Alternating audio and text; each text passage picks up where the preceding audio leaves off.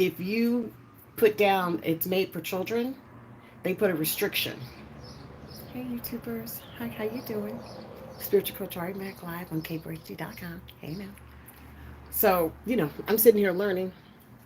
And of course, I'll go ahead and start the Facebook. We're talking about crossing your Red Sea today. That's that challenge, that moment when you have to own it. You as well. Thank you.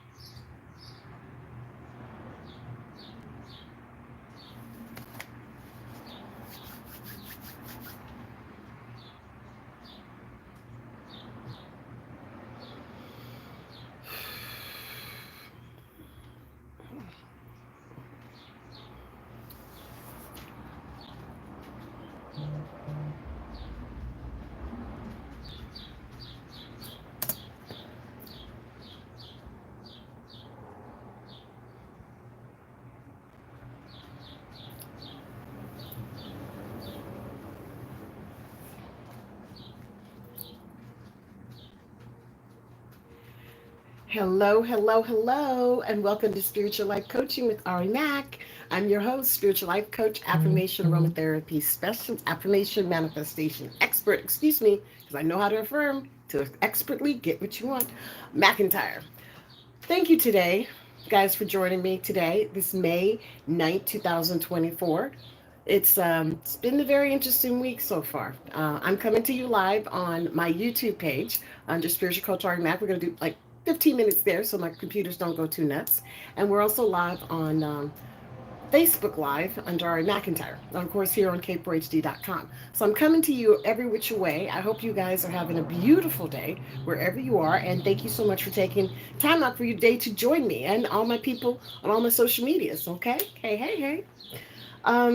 Today we're going to talk about crossing your Red Sea. Crossing your Red Sea. Now, what is crossing your Red Sea? What am I talking about?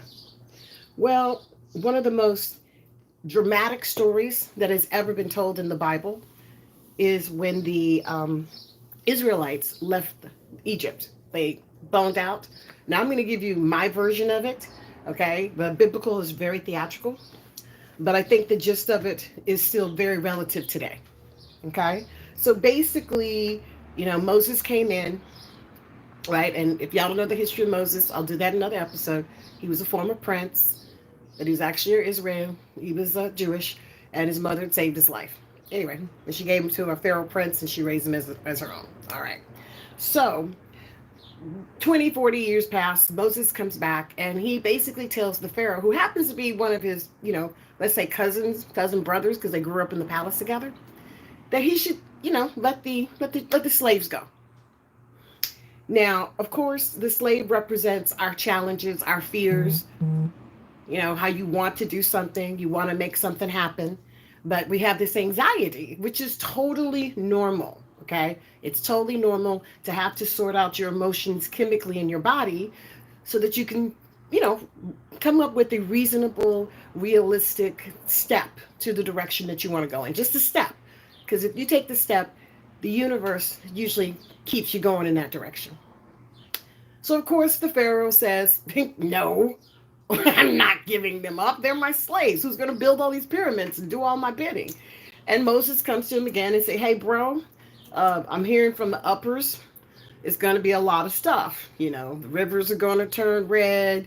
The locusts are going to eat up the crops. And, then, of course, the Pharaoh said, well, then, hey, how about I take the firstborn of every slave child? Boy, of course.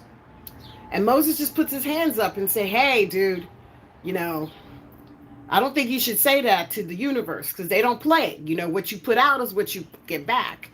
So, of course, Pharaoh says he's going to take all of the slave firstborn sons, and it backfires, and all of the firstborn sons of all of his people, all of the Pharaoh's commanders, all their management, all the upper people, all their sons die. So, of course, he just finally says, kind of screw it. Fuck it. Go. I don't care. Let's get out of here. Move on. Now, the thing I liked about this story was it just showed that somebody had to stand up for the masses. Somebody had to be that initiator. Somebody had to give you that call of action, right? To say, hey, do you want to be a slave? Do you want to be limited? Or do you want to progress? And finally, this person in Moses spoke for all the people, even though they were afraid. The slaves didn't want to go, you guys. They didn't have nowhere to go. And don't you feel like that sometimes that you're stuck? You don't have any options? That you're just kind of sitting there in the midst of, Anywho, Moses represents that. Okay? And in our world now, you can represent that using affirmations. Because even though you're scared and you're nervous and you're uncertain, you can still affirm for something better. You can still ask the universe to open up the doors for other things to come in. But here's the part of the story that I really, really dig. After Moses takes the slaves and they're running off and they get to a certain place, because remember, it's massive exodus. They are taking what they can on their backs. Some people are putting their old people on ponies. Some people are dragging people behind. I mean, it's like, you got to get out of here now, because he said go. So they get about, let's say, 15, 20 miles out, and they get caught up in the actual ocean. They're sitting at the Red Sea, literally, the Dead Sea. And they got their camp going, and they're kind of chilling, and all of a sudden they realize, Pharaoh's pissed. He snaps, something happens, he says, that's it, I'm going after them. They will not be allowed to leave. And he sends all of these people he has left on there. And he even goes. That was the whole thing. He got pissed. He put his war garment on and he said, that's it. I'm going to go. Now, even though that these individuals had seen the miracles, they saw the water run red. They saw the lotus eat up the crops. They saw the firstborn sons of all the Pharaoh's higher ups pass away. They still freak out because they think he's coming for them, right? All his massive people. And they're at the Red Sea. They're like, what are we going to do, Moses? I think we should just go back. You know how people are. You know how people are. And at this point, this is when Moses said, hey, are ye of little faith? Step and behold. And literally, you guys, the Red Seas opens to the other side of the plain, like literally connected into another country, if you want to say so. And this is interesting because they have actually found a place between Egypt and I don't know the other country's names, so I'm not going to say it because I'm not going to pretend like I do. But they actually have found a peninsula that every so often, when the waters recede, it is a platform that they can walk from one isle to the other. And the most interesting part is that as the Israelites, as the Jewish people made it to the other side, Pharaoh and his men, not Pharaoh, but his men, decide they're going to chase them into this peninsula. They're on horses. They're going to take them down. They're going to get them. But just like Spirit, in the nick of time, everybody gets to the other side, and guess what? The waters recede. Now, Cecil B. DeMille had a huge hit in one of the movies. It's one of the classics. It's on every Easter or something like that. So if you get a chance to take a peek at it, I'm sure it's on YouTube. By now, I'm sure it's on YouTube. But the point that I'm making is they had to deal with their fears, walk through their emotional stuff. That's what the water represents. And then they actually got to the other side. That means they hit their goal. They got to be free. And then the waters subsided. Literally, the waters just fell. So anybody that was inside that peninsula went down with it. And that was all of Pharaoh's men. Now, I'm a little bit of a history buff. So I did a little homework on the archaeological side. And they actually did find in that peninsula equipment, military equipment, bones of horses that were from that day and age that represent the pharaohs of that time. I'm going to say it again. They actually found evidence to prove that at some point this peninsula was available. Now, they can't say when, so they can't specifically give it to this story, but they can say that at some point that water receded, and when the water did cave back in, there were people there that had horses, that were a military garment, that are actually, they were actually on that peninsula. I'm not going to say they were with the Moses group, but they did find that evidence, which I find fascinating. How many of us have a Red Sea that we have to walk up to and hold our emotions together while we walk through that Red Sea to the other side? Yeah. The symbolism of the story blows my mind. Hey, Jen. Hey, Yvette. Thanks for joining on the Facebook page. Because it was one of my favorite stories as a child with my grandmother. And I remember thinking, wow, even after seeing all those miracles, even after seeing all those blessings, even after seeing everything that Spirit has shown you, people still doubt. And this is the lovely part that I have to say about my grandmother is she always kept it simple. She did not make things complex. She said to me, it's not complex, it's what people have to go through. Every soul has their journey. Some souls are less hazardous than other souls. And that's why you use your meditation. That's why you use your prayers. Now, today's affirmation is a part of our candle melts at Candles by Ari. These are the lavender candle melts. I'm showing them on screen to those who are watching me.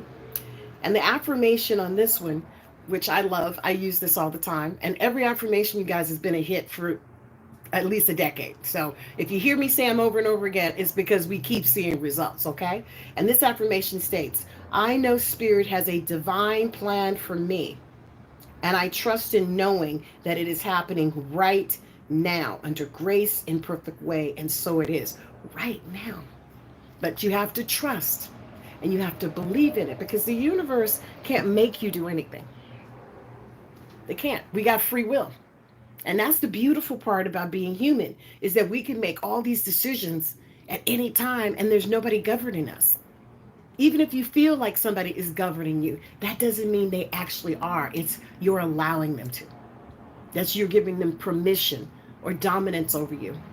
But if you look at your Red Sea, which is our situations that you're facing right now, be it financial, be it emotional, be it spiritual, okay, be it psychological. See, that's the beautiful part about Spirit. They work on all frequencies, on all dimensions. They don't stop.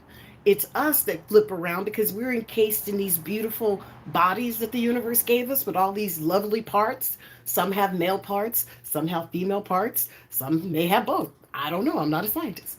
But bottom line is, we have these beautiful bodies with these 5 senses to enjoy this beautiful earth that the universe has given us, but we have to also have a little bit of a direction. Now, it's okay if you don't have one. Just start off finding something that you love. Like, what do you enjoy doing? You know, who do you enjoy being around? And try to surround yourself with that. Why do you think people have hobbies? Yeah, because they realize they need to have some outlet outside of work. And right now in our society, we really do push work, work, work, work, work. And sometimes we got to say, no work today. Let's just stop and celebrate, yeah? All right. Say it something, baby. All right, got to take our first break. It's Spiritual Coach Ari Mack. We're on KForHD.com and on 2 of my social medias. Find me. Come on back after break. Now, YouTube, I'm going to jump off here in a few moments because I have to jump over on my TikTok, okay? And Facebook be doing the same, but we're going to be going to Instagram. Nothing but love, baby.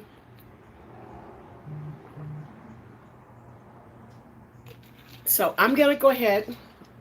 Thank you so much for joining. Please subscribe. I have more content coming, I promise, YouTube, because I just adore you guys over there. So this is going to be fun. Share, like, and follow me on all my other social medias, okay? Under Candles by Ari, all right? Thank you so much for joining me today. The show continues on KForHD.com, but I only have 2 phones, so I got to pick and choose. But I will see you on the other side, okay? Bye.